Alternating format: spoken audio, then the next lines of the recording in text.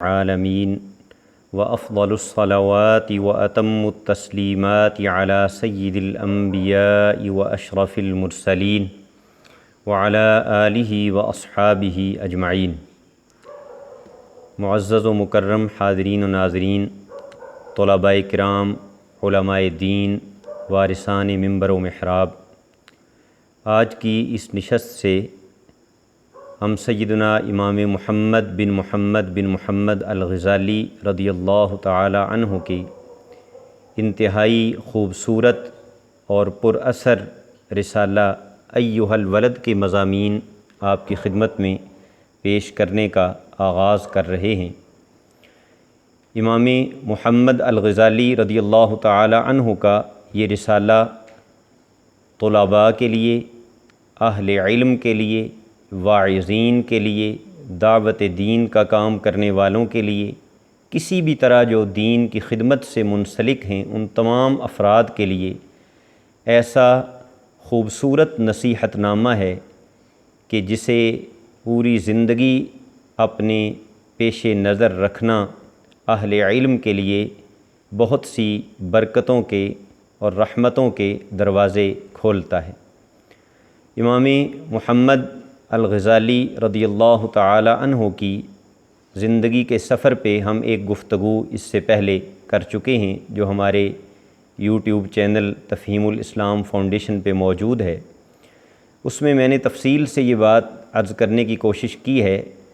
کہ امام محمد الغزالی رضی اللہ تعالی عنہ خود ذہنی طور پر، اخلاقی طور پر اور نفسیاتی طور پر کن کن آزمائشوں سے گزرے،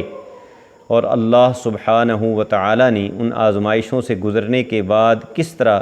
انہیں سرخرو فرمایا اور وہ اخلاق کی تطہیر کر کے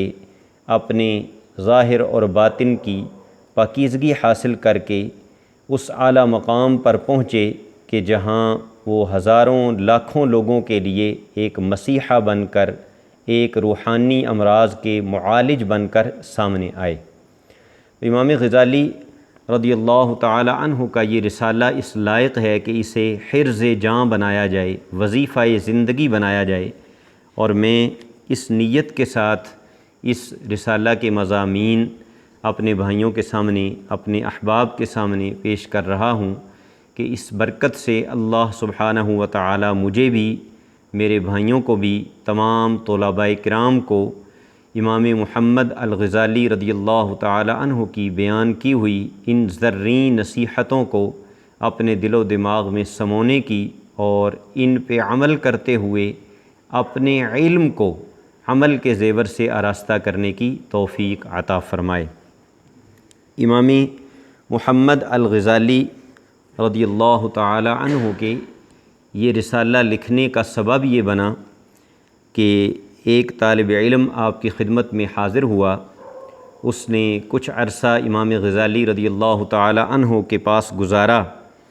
اور علم دین کی بہت سی اقسام، صرف، نحو، فقہ، حدیث، تفسیر وغیرہ بہت سے علوم حاصل کیے،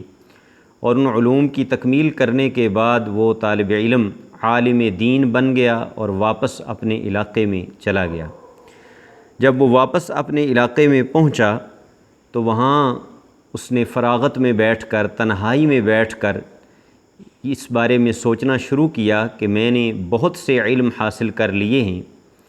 جو اس دنیا میں تو مجھے بہت سے فوائد دے سکتے ہیں، لیکن میں نے مرنا بھی ہے، قبر میں بھی جانا ہے، اللہ رب العالمین کے دربار میں بھی حاضری ہونی ہے، اس کی عدالت میں بھی مجھے کھڑا ہونا ہے، تو کون سا علم ہے جو قبر کی تنہائیوں میں میرا مونس اور میرا غمگسار بنے، اللہ رب العالمین کی بارگاہ میں مجھے سرخرو کرے اور اس کی بارگاہ میں مجھے شرمندہ ہونے سے بچا سکے۔ تو اس نے امام غزالی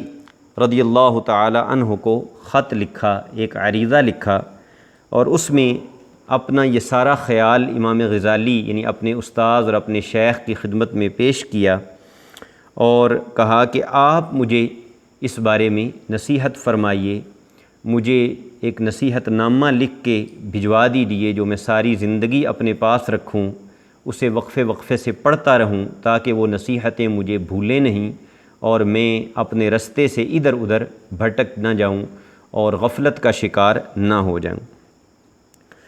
اور اس نے یہ بھی لکھا کہ اگرچہ آپ کی جو کتاب احیاء العلوم ہے اس میں بہت حد تک آپ نے ان باتوں کو بیان فرما دیا ہے، لیکن میں یہ چاہتا ہوں کہ خالص میرے لیے آپ چند اوراق اور چند صفحات پر مشتمل نصیحت نامہ لکھ کے مجھے بھجوائیے، جو مختصر ہو اور جامع ہو، اور مجھے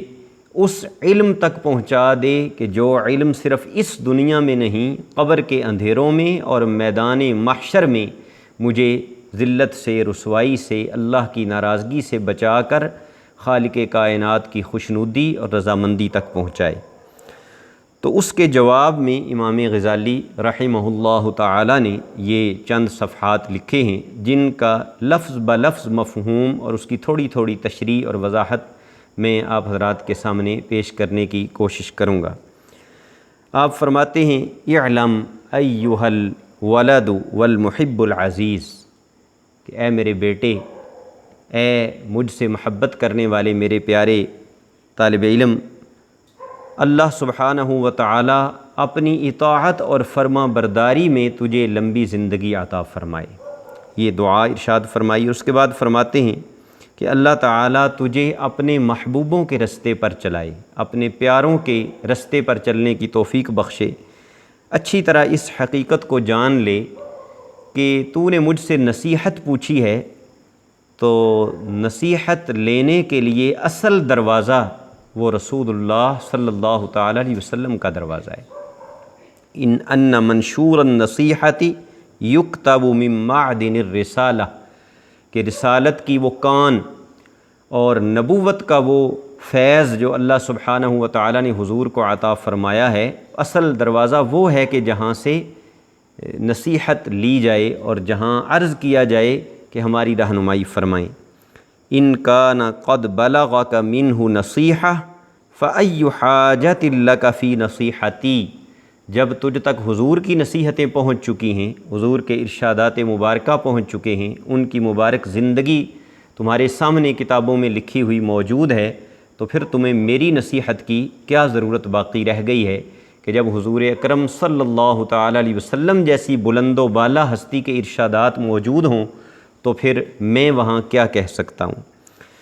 وَإِن لَّمْ يَبْلُغْكَ فَقُل لِّي مَاذَا حَصَّلْتَ فِي هَٰذِهِ السِّنِينَ الْمَاضِيَةِ، اور اگر اتنا عرصہ پڑھ کے بھی تجھے یہ نہیں پتہ چل سکا کہ تیرے لیے حضور کی نصیحتیں کیا ہیں، اور حضور علیہ الصلاۃ والسلام نے اپنے اقوال، اپنے افعال، اپنی سیرت اور اپنے کردار کے ذریعے تجھے کیا ہدایت ارشاد فرمائی ہے، اگر اتنے سالوں میں تجھے یہ بھی نہیں پتہ چل سکا تو پھر میرے بیٹے یہ بتا کہ تو نے اتنا سال کیا حاصل کیا، تو مدرسے میں رہ کے کیا کرتا رہا، اور تیرا اتنا عرصہ طالب علمی میں وقت گزارنا وہ کس کام گیا، اور اس کا کیا نتیجہ اور کیا فائدہ حاصل ہوا۔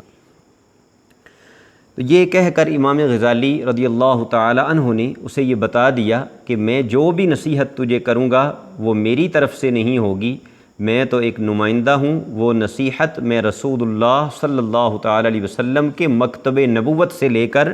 تمہیں دوں گا۔ اب آپ نصیحتوں کا آغاز فرماتے ہیں۔ پہلی نصیحت کیا کی؟ فرمایا ایھا الولد، اے بیٹے، من جملۃ ما نصح به رسول اللہ صلی اللہ علیہ وسلم امتہ، ان قیمتی نصیحتوں میں سے جو حضور نے اپنی امت کو فرمائی ہیں، آپ کا یہ ارشاد گرامی ہے کہ علامت اعراض اللہ تعالی عن العبد اشتغالہ بما لا یعنی۔ میرے بھائیوں، میرے عزیز طلباء اکرام، اس گفتگو کو سننے والے انتہائی قابل احترام معزز و مکرم حاضرین و ناظرین، یہ حضور کا ایسا فرمان ہے کہ اگر ہو سکے تو اسے لکھ کے اپنے گھر کی دیوار پہ لگا دینا چاہیے، اپنے مدارس میں اسے آویزاں کرنا چاہیے کہ آتے جاتے ہوئے یہ ہمارے دل کے دروازے پہ دستک دے۔ امام غزالی فرماتے ہیں کہ حضور نے ارشاد فرمایا، اللہ سبحانہ و تعالیٰ کے بندے سے ناراض ہو جانے اور اس سے رخ رحمت موڑ لینے کی نشانی یہ ہے کہ بندہ ان کاموں میں مشغول ہو جائے جن کا کوئی مقصد اور فائدہ نہیں۔ یعنی بے مقصد کاموں میں مشغولیت اللہ کے غضب اور اللہ کی ناراضگی کی علامت ہے۔ یہ کتنی بڑی نصیحت ہے۔ سوچیں طلباء کرام، سوچیں اہل علم، خطباء، واعظین، مقررین، دین کی طرف اپنے آپ کو منسوب کرنے والے، کہ ہمارا کتنا وقت دوسروں کی غیبتوں میں گزرتا ہے، ہمارا کتنا وقت دوسروں کی عیب جوئیوں میں گزرتا ہے، ہمارا کتنا وقت ایسی باتوں اور ایسے کاموں میں گزرتا ہے کہ جن کا ہمیں نہ دنیا میں کوئی فائدہ ہے نہ آخرت میں کوئی فائدہ ہے۔ حضور علیہ الصلاۃ والسلام ارشاد فرماتے ہیں وَإِنَّ امْرَأً ذَهَبَتْ سَاعَةٌ مِّنْ عُمُرِهِ فِي غَيْرِ مَا خُلِقَ لَهُ مِنَ الْعِبَادَةِ لَجَدِيرٌ أَن تَطُولَ عَلَيْهِ حَسْرَتُهُ، کہ وہ بندہ جس کی زندگی کا ایک لمحہ بھی اس مقصد سے ہٹ کے گزر جائے جس مقصد کے لیے اللہ نے اسے پیدا کیا ہے، تو وہ بندہ اس چیز کا حقدار ہے کہ اس ایک لمحے کو ضائع کرنے کی وجہ سے وہ سالوں تک حسرت اور ندامت کے آنسو بہاتا رہے کہ میرا یہ لمحہ اس کام کے خلاف کیوں گزرا جس کے لیے اللہ نے مجھے پیدا کیا تھا۔ اللہ نے پیدا کیا تھا اپنی عبادت کے لیے اور اپنی اطاعت کے لیے۔ وَمَنْ جَاوَزَ الْأَرْبَعِينَ وَلَمْ يَغْلِبْ خَيْرُهُ عَلَى شَرِّهِ فَلْيَتَجَهَّزْ إِلَى النَّارِ۔ حضور اکرم صلی اللہ تعالیٰ علیہ وسلم نے فرمایا کہ جس کی عمر 40 سال سے اوپر ہو گئی اور ابھی تک اس کی بھلائیاں اس کی برائیوں پہ غالب نہیں آ سکیں، یعنی اس کی زندگی کے زیادہ اعمال نیکی والے، پرہیزگاری والے، تقوی والے نہیں بن سکے، تو وہ جہنم کی آگ کے لیے اپنے آپ کو تیار کر لے۔ امام غزالی اس حدیث مبارکہ کو ذکر کر کے فرماتے ہیں وَفِي هَذِهِ النَّصِيحَةِ كِفَایَةٌ لِأَهْلِ الْعِلْمِ، کہ اہل علم اگر سمجھیں تو یہ ایک حدیث ہی زندگی بھر ان کی نصیحت کے لیے کافی ہے۔ اس کے بعد مزید کچھ کہنے کی بھی ضرورت باقی نہیں کہ انسان اپنے وقت کی قدر پہچان لے، وہ یہ جان لے کہ جب میں کسی فضول کام میں مشغول ہوتا ہوں تو اس کا مطلب ہے کہ اللہ کی رحمت نے مجھ سے منہ موڑ لیا ہے، اللہ رب العالمین مجھ پہ راضی نہیں ہے، خالق کائنات کی ناراضگی کا میں شکار ہو چکا ہوں۔ امام غزالی فرماتے ہیں ایھا الولد، اے بیٹے، النصیحۃ سہلۃ والمشکل قبولها، بیٹا نصیحت کرنا آسان ہے، نصیحت کو قبول کر لینا، اس پہ عمل پیرا ہو جانا، اسے اپنی زندگی پہ نافذ کر لینا، یہ مشکل معاملہ ہے۔ اصل مشکل یہ ہے، اصل امتحان اور آزمائش یہ ہے لِأَنَّهَا فِي مَذَاقِ مُتَّبِعِ الْهَوَى مُرَّةٌ، اس لیے کہ جو لوگ اپنی خواہشات کے پیروکار بن جاتے ہیں انہیں جب نصیحت کی جائے تو وہ انہیں کڑوی لگتی ہے۔ نصیحت والی بات سننے پہ ان کا دل، ان کا دماغ راضی نہیں ہوتا۔ اگر کوئی استاذ، کوئی بڑا، ماں باپ، کوئی بھی مخلص انہیں اچھائی کا رستہ دکھاتا ہے تو وہ انہیں دشمن محسوس ہوتا ہے، اس کے الفاظ انہیں کڑوے لگتے ہیں، کیونکہ ان کی طبیعت حرص، ہوس کی عادی ہو چکی ہوتی ہے، اپنی خواہشات کی پیروی کی عادت پڑ چکی ہوتی ہے۔ اِذِ الْمَنَاهِ مَحْبُوبَةٌ فِي قُلُوبِهِمْ، اس لیے کہ گناہ کر کر کے وہ گناہ ان کے دلوں کو پسند آ چکے ہوتے ہیں، گناہوں سے دل لگ چکا ہوتا ہے معاذ اللہ، اور جب گناہوں سے دل کو محبت ہو جاتی ہے تو پھر جو ان گناہوں سے چھڑانا چاہتا ہے، اس کا دامن اور نیکی کے رستے پہ چلانا چاہتا ہے، وہ بھی کڑوا لگتا ہے، وہ بھی برا لگتا ہے، اور اس کی باتیں بھی انہیں بری لگتی ہیں۔ وعلی الخصوص لمن کان طالب العلم الرسمی، فرماتے ہیں کہ خاص طور پر یہ باتیں اس کو کڑوی لگیں گی کہ جو رسمی طور پر علم حاصل کر رہا ہے۔ رسمی طور پہ علم حاصل کرنے کا کیا مطلب؟ کہ وہ مشتغلاً فی فضل النفس و مناقب الدنیا، جو علم دین اس لیے حاصل کر رہا ہے کہ میرا رتبہ دوسروں سے بلند ہو جائے، مجھے دوسروں سے اونچا مقام مل جائے، دوسروں سے اونچا منصب مل جائے، میری شہرت دوسروں سے زیادہ ہو جائے، اور جسے علم پر ابھار رہی ہے دنیا کی محبت، دنیا کی کہ مناقب ہر وقت اس کی زبان پہ ہیں، حاصل علم دین کر رہا ہے لیکن اس کی زبان پہ قصیدے ہر وقت مال و دولت کے ہیں، گاڑیوں کا، پیسوں کا، دولت کا، اچھے کھانوں کا، اچھے کپڑوں کا وہ رسیہ اور عادی بن چکا ہے، تو اس بندے کے لیے یہ نصیحتیں بڑی کڑوی۔ فَإِنَّهُ يَحْسِبُ أَنَّ الْعِلْمَ الْمُجَرَّدَ لَهُ سَيَكُونُ نِجَاتُهُ وَخُلَاصُهُ فِيهِ۔ فرماتے ہیں کہ وہ بیچارہ یہ گمان کرتا ہے کہ اس کا علم ہی کل قیامت کے دن اسے بچا لے گا، اس کی خلاصی اور چھٹکارے کا دار و مدار اس کے علم پر ہے، ان کتابوں پر ہے جو وہ رٹ رہا ہے، ان لفظوں پر ہے جن کو وہ یاد کر رہا ہے۔ وَأَنَّهُ مُسْتَغْنٍ عَنِ الْعَمَلِ، اور جب میرے پاس علم آ گیا تو پھر مجھے عمل کی کیا ضرورت ہے؟ اب میں کیوں اتنی ریاضتیں، محنتیں، مشقتیں کروں؟ میں نے اتنی سندیں حاصل کر لیں، اتنی ڈگریاں لے لیں، اتنا بڑا میں عالم فاضل بن گیا، اب مجھے عمل کی کیا ضرورت ہے؟ وہ یہ سوچتا رہتا ہے۔ امام غزالی رحمہ اللہ تعالیٰ فرماتے ہیں وَهَذَا اعتقاد الفلاسفہ، یہ مسلمانوں کا نقطہ نظر نہیں ہے، یہ تو گمراہ اور بے دین فلسفیوں کا عقیدہ ہے کہ صرف علم ہی انسان کی نجات کے لیے، انسان کے چھٹکارے کے لیے کافی ہے اور اسے عمل کی ضرورت نہیں۔ فرماتے ہیں سبحان اللہ العظیم، اس بہتان سے اللہ پاک ہے، یہ اللہ رب العالمین پر بہتان ہے، یہ اس کے دین پر بہتان ہے۔ لا يعلم هذا المغرور انه حين حصل العلم اذا لم يعمل به تكون الحجة عليه آكد۔ امام غزالی فرماتے ہیں کہ یہ دھوکے میں آ جانے والا شخص، یہ دھوکے میں مبتلا آدمی یہ نہیں جانتا کہ جب اس نے علم دین حاصل کر لیا اور علم دین حاصل کرنے کے بعد اس پہ عمل نہیں کیا تو وہ علم دین کل قیامت کے دن اس بندے کے خلاف اللہ سبحانہ و تعالیٰ کی پختہ دلیل بن جائے گا۔ وہ کس طرح کہ ایک آدمی کے پاس یہ عذر ہوگا کہ یا اللہ میں نے یہ کام اس لیے نہیں کیا کہ مجھے اس کا پتہ نہیں تھا،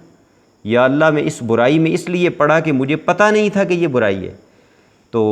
اس پر بھی اللہ حجت قائم فرمائے گا کہ تو نے علماء سے پوچھا کیوں نہیں؟ یہ تو کوئی عذر نہیں ہے کہ تجھے نیکی اور برائی کا پتہ نہیں چل سکا زندگی میں، اہل علم سے پوچھنا تھا، تو دلیل تو اللہ کی اس کے خلاف بھی ہوگی، لیکن جو صاحب علم ہے اس کے خلاف اس کا علم دلیل بن جائے گا کہ اس کے پاس تو قیامت کے دن یہ عذر اور بہانہ بھی نہیں ہوگا کہ یا اللہ مجھے پتہ نہیں تھا، بلکہ اللہ سبحانہ و تعالیٰ فرمائے گا کہ تجھے تو دوسروں کی بنسبت زیادہ علم تھا، زیادہ معلومات تھیں، تیرا کام دوسروں کو بچانا تھا، چہ جائے کہ تو خود بھی اس علم پر عمل نہیں کر سکا۔ امام غزالی رضی اللہ تعالی عنہ اس کے بعد پھر حضور علیہ الصلاۃ والسلام کا فرمان عالی شان ذکر کر رہے ہیں۔ حضور علیہ الصلاۃ والسلام نے ارشاد فرمایا اشد الناس عذابا یوم القیامہ عالم لا ينفعه اللہ بعلمہ، کہ قیامت کے دن سب سے شدید ترین عذاب اس عالم کو ہوگا کہ جس کے علم نے اسے نفع نہیں دیا ہوگا۔ علم کے نفع نہ دینے کا کیا مطلب؟ کہ علم تو حاصل کیا لیکن اپنا کردار اس علم کے مطابق نہ بنا سکا، سب سے شدید عذاب کا وہ مستحق ہوگا، سب سے کڑی سزا اللہ سبحانہ و تعالیٰ کی طرف سے اس عالم دین کو دی جائے گی، کیونکہ اللہ نے اس کی آنکھیں کھولی تھیں لیکن وہ پھر بھی اندھا بنا رہا، اللہ نے اسے روشنی عطا فرمائی تھی وہ پھر بھی اندھیرے میں بھٹکتا رہا، اس تک حضور اکرم صلی اللہ تعالی علیہ وسلم کی شریعت کا نور پہنچا، لیکن اس کے باوجود اس نے اس نور کی روشنی میں اللہ کی رضا اور خوشنودی کا سفر طے کرنے سے انکار کر دیا۔ امام محمد الغزالی رضی اللہ تعالی عنہ فرماتے ہیں، حضرت جنید بغدادی قدس سرہ سے روایت ہے کہ انہیں فوت ہو جانے کے بعد کسی شخص نے خواب میں دیکھا، فقیل لہ، تو انہیں کہا خواب میں مل خبر یا ابو القاسم، ابو القاسم یہ ان کی کنیت ہے، کہ اے جنید بغدادی سنائیے کیسا معاملہ رہا قبر میں؟ تو حضرت جنید بغدادی نے فرمایا طاحت تلک العبارات وفنیت تلک الاشارات وما نفعنا الا رکیعات رکعناها فی جوف اللیل۔ بڑی توجہ سے اور غور سے سننے کے لائق ہے، اور بالخصوص ان لوگوں کے لیے جو آج اپنے آپ کو بہت بڑا صوفی سمجھتے ہیں، جو اپنی گفتگوؤں میں تصوف کے بڑے بڑے نکات کو مزے لے لے کر بیان کرتے ہیں۔ ان کو یہ زعم ہے، یہ گمان ہے کہ ہم نے تصوف کی بڑی بڑی کتابوں، اولیاء اللہ کی حالات زندگی پر مشتمل بڑے بڑے دفتروں کا ہم نے مطالعہ کر رکھا ہے، اور تصوف میں ہم بڑے بلند رتبے پر فائز ہو گئے ہیں۔ وہ صوفیاء کے سرتاج حضرت جنید بغدادی کا یہ فرمان سنیں کہ انہوں نے اس بندے کو خواب میں فرمایا، طاحت تلک العبارات، وہ عبارتیں جن کے ذریعے ہم تصوف کے بڑے بڑے نکتے بیان کیا کرتے تھے اور بڑی بڑی پیچیدہ باتیں تصوف کی دوسروں کو سمجھایا کرتے تھے، طاحت، وہ تنکوں کی طرح ہوا میں اڑ گئیں، ان عبارتوں نے کچھ نہ دیا ہمیں۔ وفانیت تلک الاشارات، اور وہ جو ہم کہا کرتے تھے کہ اس چیز سے یہ اشارتاً بات ثابت ہوتی ہے اور اس سے یہ اشارتاً بات ثابت ہوتی ہے، یا جن کشف اور مشاہدوں پہ ہم ناز کیا کرتے تھے، وہ سب فنا ہو گئے، ختم ہو گئے، مٹ گئے۔ وما نفعنا الا رکیعات رکعناها فی جوف اللیل، قبر کی اندھیری کوٹھڑی میں کام آئیں تو وہ رکعتیں کام آئیں جو رات کے اندھیرے میں اٹھ کے پڑھا کرتے تھے۔ وہ نوافل، وہ اللہ کی عبادت، وہ اخلاص نیت سے کیے جانے والے سجدے، رکیعات کہا تصغیر کے صیغے کے ساتھ، یعنی وہ مختصر رکعتیں کہ جن کی ہم شاید یہ سمجھتے تھے کہ ان عبارات کے مقابلے میں ان کا مقام کم ہے، اور وہ جو تصوف کے نکات اور تصوف کی وہ قیمتی باتیں ہیں شاید وہ زیادہ مقام رکھتی ہیں، لیکن یہاں آ کر پتہ چلا کہ عمل کا بازار ہے، یہ کردار کا بازار ہے، یہاں دعوے نہیں چلتے، یہاں وہ کشف اور مشاہدے کام نہیں آتے، یہاں پر اللہ سبحانہ و تعالی نے اس ذمہ داری کے متعلق پوچھنا ہے جس ذمہ داری کے لیے اس نے ہمیں دنیا میں بھیجا۔ اس پوری پہلی نصیحت کا خلاصہ، یعنی پہلی نصیحت امام غزالی یہ فرمانا چاہتے ہیں کہ علم وہی کارآمد ہے جس پر عمل کیا جائے، علم وہی نفع بخش ہے جو بندے کے کردار اور عمل سے نظر آئے، دکھائی دے۔ اس کا خلاصہ ذکر کرتے ہوئے فرماتے ہیں، ایھا الولد، اے بیٹے، لا تکم من الاعمال مفلسا، ایسا نہ ہو کہ کل قیامت کے دن جب عملوں کی بابت پوچھا جائے، عملوں کے متعلق پوچھا جائے تو تیرے پلے کچھ بھی نہ ہو، عملوں میں مفلس نہ ہونا، عمل کے اعتبار سے کنگال ہو کر اللہ کے دربار میں نہ حاضر ہونا۔ ایک روپے کا مفلس ہوتا ہے نا، جس کے پاس روپے، پیسے، مال و دولت نہ ہوں، ایک اعمال کا مفلس ہوتا ہے، اعمال کا کنگال ہوتا ہے کہ جس کے پلے کوئی نیک عمل نہ ہو۔ ولا من الاحوال خالیہ، عمل بھی ہو، اعمال بھی ہوں اور احوال بھی ہوں۔ احوال کا کیا مطلب؟ احوال کا مطلب یہ ہے کہ بدن عمل کر رہا ہو اور دل اس عمل کے دوران اللہ کی رضا میں ڈوبا ہوا ہو، وہ عمل بدن حضور کی سنت کے مطابق ادا کر رہا ہو اور دل اللہ کی محبت سے معمور ہو، دل میں اخلاص ہو، ریاکاری نہ ہو، دکھلاوا نہ ہو، دل میں کوئی اور نیت رکھ کے وہ عمل نہ کیا جائے، یعنی اخلاص قلب کا حال جو ہے وہ بھی حاصل ہو۔ فرماتے ہیں وَتَيَقَّنْ أَنَّ الْعِلْمَ الْمُجَرَّدَ لَا يَأْخُذُ بِالْيَدِ، یقین کر لے، امام غزالی فرماتے ہیں کوئی گمان نہیں بلکہ اس بات کا کامل یقین کر لے کہ صرف علم تیرا ہاتھ کبھی نہیں پکڑے گا، صرف علم تیرا دستگیر نہیں بنے گا، صرف علم تجھے پار نہیں لگا سکے گا۔ اب اس کی دیکھیے کتنی خوبصورت مثال دیتے ہیں امام غزالی رحمہ اللہ تعالی، انسانی تاریخ میں، انسانی ہسٹری میں جو صفِ اول کے ماہرین اخلاق اور ماہرین نفسیات ہیں ان میں آپ کا شمار ہوتا ہے۔ بات کو دل میں اتارنا،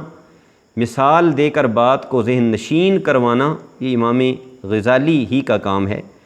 فرماتے ہیں لو کان علی رجل فی بریۃ عشرۃ اسیاف ہندیہ مع اسلحۃ اخری، ایک آدمی کسی بیابان میں، جنگل میں ہو، اس کے پاس 10 ہندوستانی تلواریں ہوں۔ ہندوستانی تلواریں کسی دور میں بڑی عمدہ اور بڑی لڑنے اور قتال کے لیے، لڑائی کے لیے بہترین سمجھی جاتی تھی۔ فرماتے ہیں کسی کے پاس اسلحہ ہو، تیر، تلوار، نیزے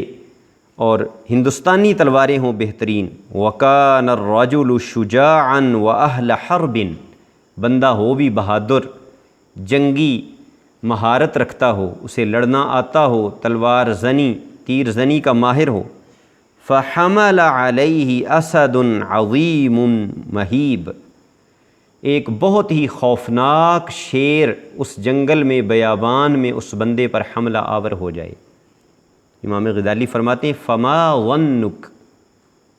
بیٹے تیرا کیا خیال ہے،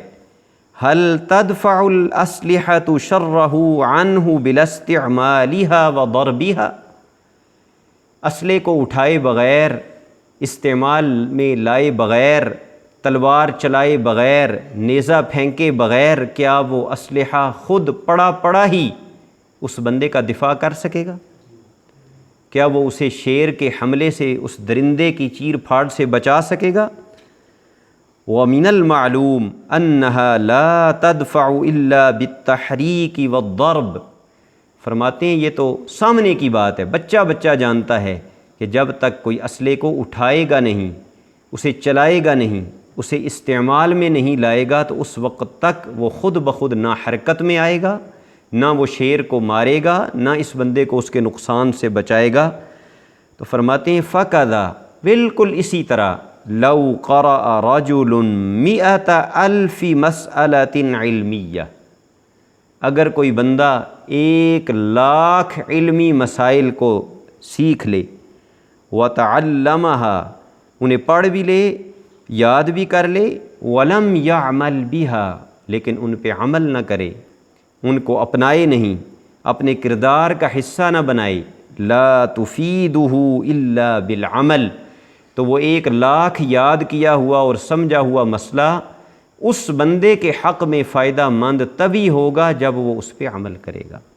وہ شیطان کے حملے سے اسے تبھی بچائے گا جب وہ اس پہ عمل کرے گا، ورنہ وہ ایسے ہتھیار کی طرح ہے کہ جس ہتھیار کو استعمال نہیں کیا جا رہا تو خود بخود ہتھیار اٹھ کے شیر کو یا چیتے کو یا درندے کو نہیں مارے گا، اسے استعمال میں لانا پڑے گا۔ اسی کی ایک اور مثال دیتے ہوئے فرماتے ہیں کہ لَوْ كَانَ لِرَجُلٍ حَرَارَةٌ وَمَرَضٌ صَفْرَاوِيٌّ، اگر ایک بندے کا مزاج گرم ہو، بخار ہو اور صفراوی مزاج ہو، یہ حکماء کی، طبیبوں کی اصطلاح ہے، بعض لوگوں کے جو طبیعت مزاج ہوتی ہیں ان پہ بلغم کا غلبہ ہوتا ہے، بعض لوگوں کا صفراوی مزاج ہوتا ہے، یہ اطباء کی اصطلاح ہے۔ تو جس بندے کا مزاج گرم ہو اس کا علاج شکنجبین کے ساتھ کیا جاتا ہے، لیموں کو پانی میں نچوڑتے ہیں، اس میں برف ڈالتے ہیں، تھوڑا اس میں میٹھا ڈالتے ہیں اور وہ اس کو پلایا جائے تاکہ اس کے بدن کی حرارت اور گرمی دور ہو۔ تو آپ فرماتے ہیں کہ وہ برف بھی موجود ہو، لیموں بھی موجود ہو، پانی بھی ہو، شکنجبین بنی ہوئی ہو اور مریض کے سرہانے دھری ہوئی ہو، لیکن فائدہ تو تبھی دے گی جب وہ مریض اس کو استعمال میں لائے گا، اسے پیے گا تو وہ حرارت کو دور کرے گی، صفرا کو زائل کرے گی، طبیعت کو اعتدال پر لائے گی، مرض کا خاتمہ کرے گی۔ فرماتے ہیں کہ اگر تم 100 سال بھی علم حاصل کرتے رہو، لو قرأت العلم 100 سنہ وجمعت 1000 کتاب، 1000 کتابیں اکٹھی کر لو، 100 سال علم حاصل کرتے رہو، لا تکون مستعدا لرحمت اللہ تعالی الا بالعمل، اللہ سبحانہ و تعالیٰ کی رحمت کے حقدار تبھی بنو گے جب اس علم دین پر عمل کرو گے، جب وہ تمہارے کردار کا، تمہاری زندگی کا، عمل کا حصہ بنے گا۔ اور پھر اس پہ امام غزالی نے کئی آیات مبارکہ پیش کی ہیں، انہی پہ آج ہم اپنی گفتگو کو اختتام کی طرف لے کے چلتے ہیں۔ اس پہلے حصے کو کہ سورۃ النجم کی آیت نمبر 39 میں رب کریم فرماتا ہے وَأَن لَيْسَ لِلْإِنسَانِ إِلَّا مَا سَعَىٰ، کہ بندے کے لیے وہی کچھ ہوگا جو اس نے محنت کی ہوگی، جو اس نے کوشش کی ہوگی۔ ایسا نہیں ہو سکتا کہ نماز تو خالد پڑھتا رہے اور ثواب محمود کو ملتا رہے، نمازیں تو ابا جان نے پڑھی ہوں اور کل اجر اس کا بیٹے کے نامہ اعمال میں لکھ دیا جائے، بیٹے کو وہاں اپنا نامہ اعمال پیش کرنا ہوگا، بھائی کو اپنا نامہ اعمال پیش کرنا ہوگا، ہر کوئی اپنے نامہ اعمال کے لیے جواب دہ ہوگا اور عمل کیے بغیر کچھ بھی پلے نہیں ہوگا۔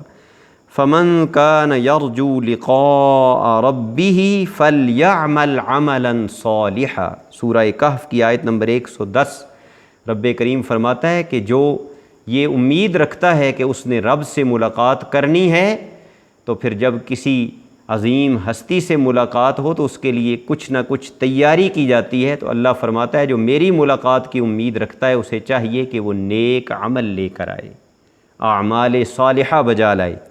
سورۃ التوبہ کی آیت نمبر 82 میں فرمایا جزاء بما کانوا یکسبون، کہ انہیں جو جنتیں ملیں گی، جنت میں نعمتیں نصیب ہوں گی، تو یہ بدلہ ہوگا کس کا؟ ان اعمال کا جو وہ دنیا میں کرتے رہے ہوں گے۔ سورہ کہف میں ہی فرمایا ان الذین آمنوا وعملوا الصالحات کانت لہم جنات الفردوس نزلا، کہ بے شک وہ لوگ جو ایمان لائے اور نیک عمل کیے، ان کی مہمانی اللہ کی طرف سے یہ ہوگی کہ اللہ انہیں صرف جنت نہیں بلکہ جنات الفردوس، سب سے اونچے درجے کی اور اعلیٰ درجے والی جنتیں عطا فرمائے گا، ہمیشہ ہمیشہ کے لیے وہ اس میں رہیں گے اور اس سے باہر نکلنے کی، ادھر ادھر جانے کی خواہش ان کے دلوں میں پیدا نہیں ہوگی۔ سورہ مریم کی آیت نمبر 59 اور 60 میں فرمایا فَخَلَفَ مِن بَعْدِهِمْ خَلْفٌ، کہ اللہ کے ان نیک بندوں کے بعد، پیغمبران کرام اور صالحین کے بعد ایسے ان کے جانشین پیدا ہوئے کہ جو برے جانشین تھے، اضاعوا الصلاۃ واتبعوا الشہوات، جنہوں نے نمازوں کو ضائع کیا اور اپنی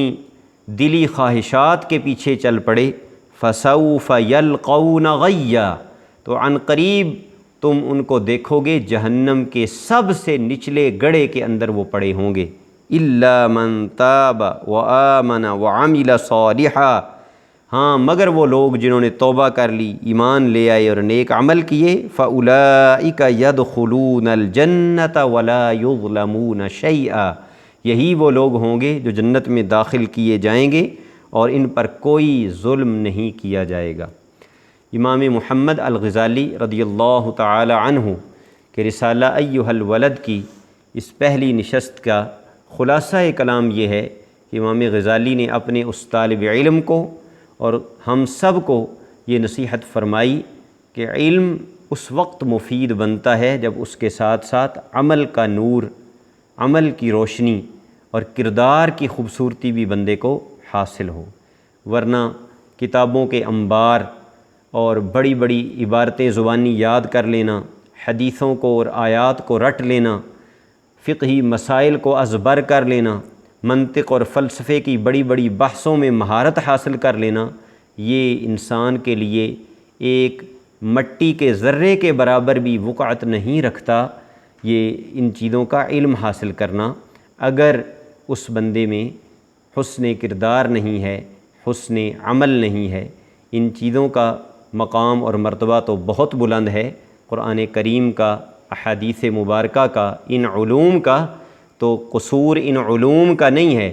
رتبہ ان علوم کا کم نہیں ہے، علوم کا رتبہ تو بہت بلند ہے۔ بات یہ ہو رہی ہے کہ جو ان علوم کو حاصل کرتا ہے لیکن ان پر عمل نہیں کرتا، تو اس کے حق میں ان علوم کا حاصل کرنا وہ ایک مٹی کے ذرے کے برابر بھی مفید ثابت نہیں ہوگا۔ اللہ رب العالمین امام محمد الغزالی رضی اللہ تعالی عنہ کی قبر انور پر اپنی ان گنت رحمتوں کا نزول فرمائے۔ اللہ رب العالمین ہمیں اس نصیحت نامہ کو ہمیشہ پیش نظر رکھنے کی توفیق عطا فرمائے۔ انشاءاللہ العزیز اگلی نشستوں میں اس مبارک اور خوبصورت رسالہ کے مضامین پہ گفتگو کا سلسلہ جاری رہے گا۔ اللہ جل شانہ ہمیں قول سے حال کی طرف چلنے کی اور باتوں کی بجائے عمل کی دنیا میں داخل ہونے کی توفیق عطا فرمائے۔ وآخر دعوانا ان الحمد للہ رب العالمین۔